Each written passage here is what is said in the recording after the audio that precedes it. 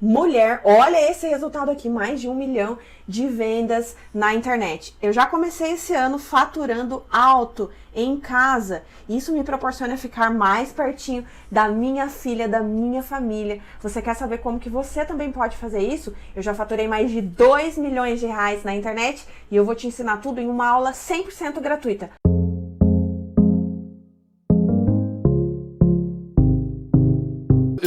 Lá no começo, quando você começou a falar, você falou que o Lula parou no tempo, tudo mais, tá mofando e tal.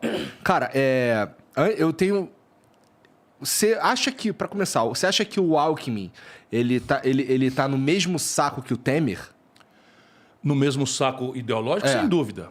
Você acha que ele não é um pouquinho mais... ter o Alckmin junto do Lula ali não é um aceno mais... tô me posicionando mais aqui, pegando um cara mais à direita para parecer que eu tô mais no centro. Meu irmão, isso é um conchavo. Adversários podem e devem fazer acordos, dependendo do que justifica. Percebe? Então tem que ter uma evolução, tem que ter uma autocrítica, tá certo? Mas não é o caso.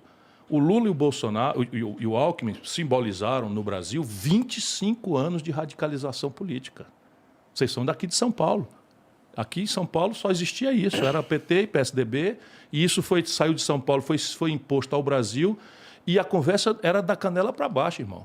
Porque adversário você critica, discorda e tal, mas aqui era o seguinte, era ladrão da merenda, não é? O Lula quer votar a cena do crime. Então é uma coisa meio grave. É evidente que você... Não, agora qual era a justificativa dele? Não, precisamos proteger a democracia. Espera aí um pouquinho, cara pálida.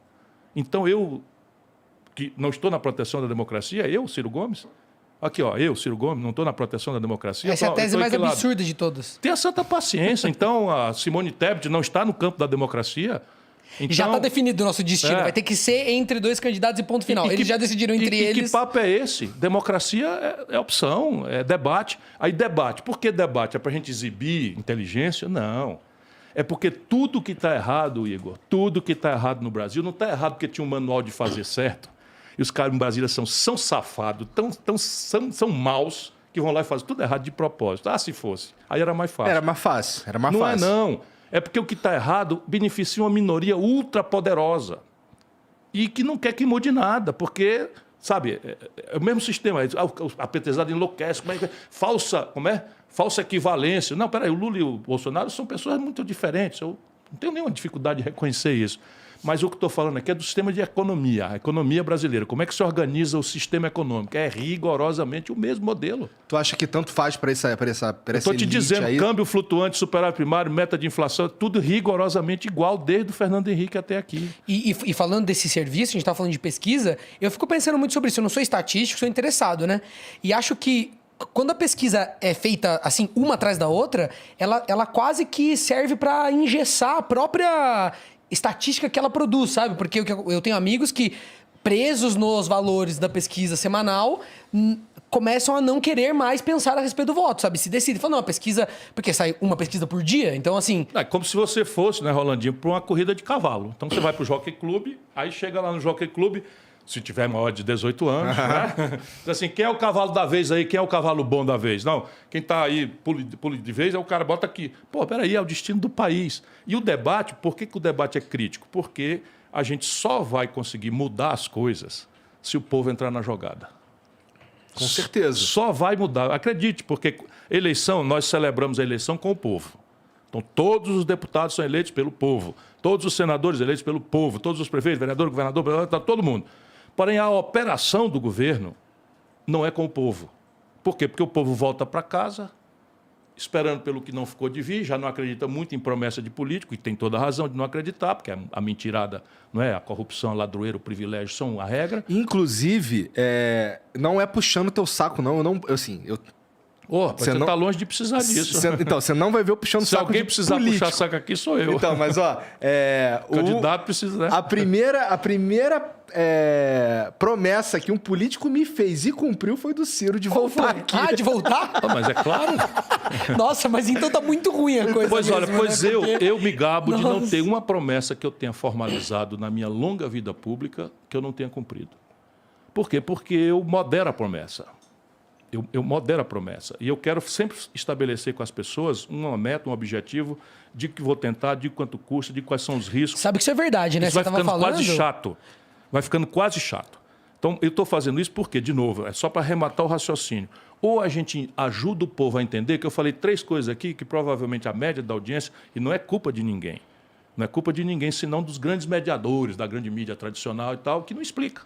Então, o que diabo é câmbio flutuante, meta de inflação, superávit primário? Isso diz da vida e da morte dos desempregados, do cidadão que está agora nesse frio aí, né, morando embaixo do viaduto, da vida e da morte de 77 de cada 100 famílias que estão no limite máximo de endividamento, 65 milhões de pessoas que estão humilhadas com o nome sujo no SPC, é dessa trempe que sai. Percebe? Porque enquanto essa tragédia está aí, 400 mil pontos de comércio fecharam no Brasil do desmantelo do PT para cá. 400 mil comércios. Quase 40 mil indústrias fecharam no Brasil. Agora se fechou a LG aqui em São Paulo, botou 1.000 para fora.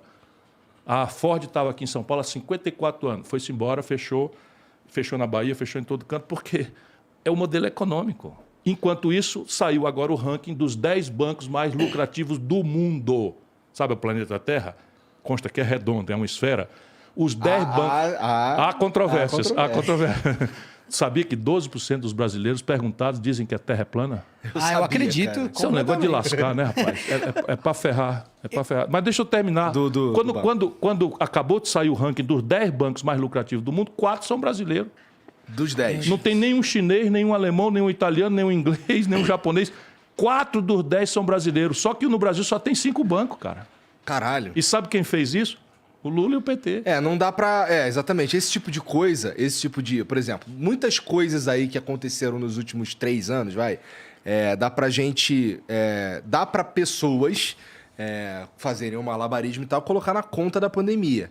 Mas esse é o tipo de coisa que não dá. Mas vamos na pandemia. Vamos lá. O Brasil tem 3% da população do mundo. Então, de cada 100 cidadãos do mundo, 3 são brasileiros.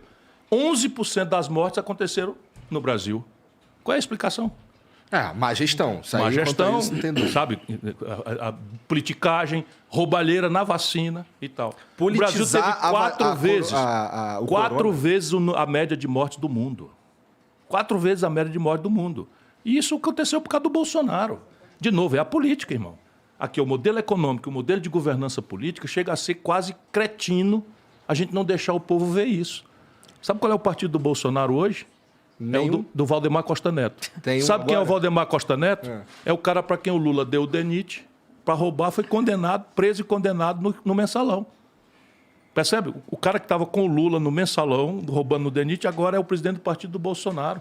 O cara que entrou contra tudo que estava aí, correu no primeiro momento para se afiliar com... Percebe? Mas se você olhar, assim, eles estavam com o Collor. Depois, se você olhar, ele estava com o Fernando Henrique, caramba. Então, mas isso que é importante, que eu queria dizer, porque quando eu conheci o Ciro, é engraçado, né?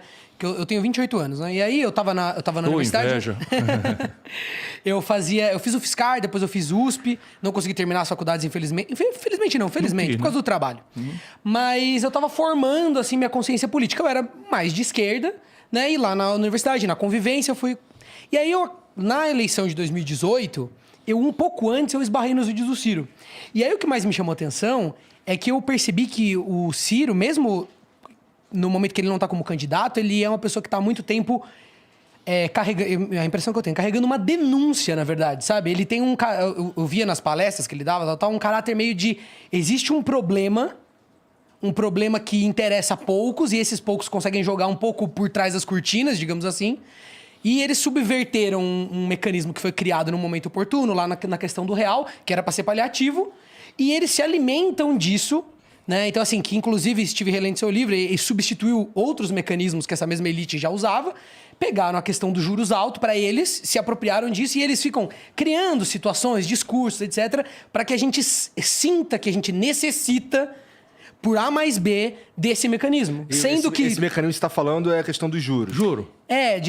Enfim, o Ciro sabe explicar melhor do que eu, mas assim, o meu ponto com isso tudo é que isso me chamou muita atenção. E aí, acompanhando a trajetória política do Ciro, eu percebo que ele nunca abre mão disso. E isso é uma coisa que eu também tô aqui, eu tenho um monte de pergunta aqui. Manda ver, manda ver. Eu já declarei meu voto no Ciro, mas eu tenho dúvidas e acho que tem lugares onde a gente talvez discorde. Eu quero saber o porquê que ele discorda de mim. Manda ver. Mas isso é uma coisa que foi decisiva pra mim ir apoiar de verdade. Porque mesmo em situações onde ele tinha tudo a perder, digamos assim, no momento onde os outros fazem conchavo, que eles sabem que o poder econômico, digamos assim, vai financiar as campanhas, vai apertar a mão depois da eleição, vai ajudar a viabilizar, né, os projetos, ele faz questão de ser vocal antes.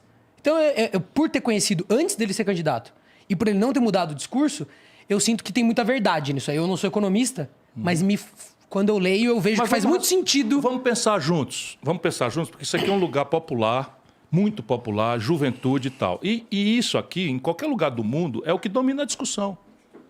No Brasil, se você olhar, nós estamos brutando o povo para brigar por comunismo e fascismo. Essa era a grande disputa nos anos 30, que desagou na Segunda Guerra Mundial. Isso está superado. No Só mundo aqui está não, né? superado. Não, aqui estão inventando essa falsa contradição. O Bolsonaro denunciando o comunismo, que o Lula nunca foi, está muito longe disso, e o Lula denunciando o fascismo. O Bolsonaro frequenta aí um delírio e tal, mas não tem a menor condição prática e objetiva. A gente pode ficar, vamos dizer, vigilante, mas vamos para a eleição escolher. Agora, repare, se o governo paga, vamos ajudar as pessoas a entender, essa é a chave do processo. Se o governo paga por um papel da dívida do governo um juro maior do que o lucro médio dos negócios, por exemplo, você tem aqui uma espécie de startup. Aham. O Flow é uma espécie de startup. Você tem faturamento, tem que ter sua contabilidade, tem que ter sua gestão e tal. E você botou um dinheirinho aqui, comprou essas coisas, botou o estúdio, aliás, está do peru. O estúdio Obrigado, ficou cara. bonito e tal. Então tá tudo aqui. Você podia, se você tivesse feito um cálculo, eu não tenho dinheiro, eu quero montar o meu negócio, eu não tenho dinheiro. Eu vou no banco para botar um negócio cujo lucro é menor do que o juro que eu vou ter que pagar para o banco. Você não vai mais para o banco. Ou se for, tá doido e vai quebrar, como 6 milhões de empresas no Brasil. 6 milhões estão no Serasa. É tão importante entender isso, né? Então, por exemplo, essa foi uma parte fundamental de entender que, assim... É sobre isso. Quem tem dinheiro, porque eu sou empresário também, tenho empresas e tal. Se você vai... Vamos supor que você já tem a empresa, você criou com nada, fazendo esforço, aí você tem um lucro bacana no primeiro ano, você teve uma ideia e tal. Aí chega no final do ano, você tem qualquer coisa, sei lá, R$500 mil no caixa pra você fazer o que você quer. O Brasil, e o que eu entendi, é que o Brasil, ele estimula essa pessoa a tirar esse dinheiro sem imposto e viver... Falar, não, vou colocar na renda, eu vou viver desse dinheiro, entendeu? É o que domina o Brasil, é o partido da renda fixa. Ao invés de pegar isso aí e criar uma nova sede, empregar mais pessoas, comprar equipamento. Então, assim, tem todo um mecanismo também da onde o imposto tá, etc, pra você... Na hora que a pessoa vai tomar a decisão de, beleza, eu expando o meu negócio agora, além da burocracia, que na minha opinião é bastante difícil de lidar, você sabe muito bem, né? Que é um negócio absurdo. Vários outros problemas estruturais tem esse problema de, calma aí, não vale a pena. A não ser que a pessoa tenha um sonho muito grande, que nem a gente é idealista, né? Meio maluco, meio burro. Você criou o Flow aqui porque você quer falar, não é só pelo dinheiro. Acho que só essas pessoas hoje em dia têm um estímulo, porque as outras, elas olham pra taxa de juros e elas falam, não, eu vou colocar o dinheiro no banco e vou viver da renda. Renda fixa. E cadê o emprego?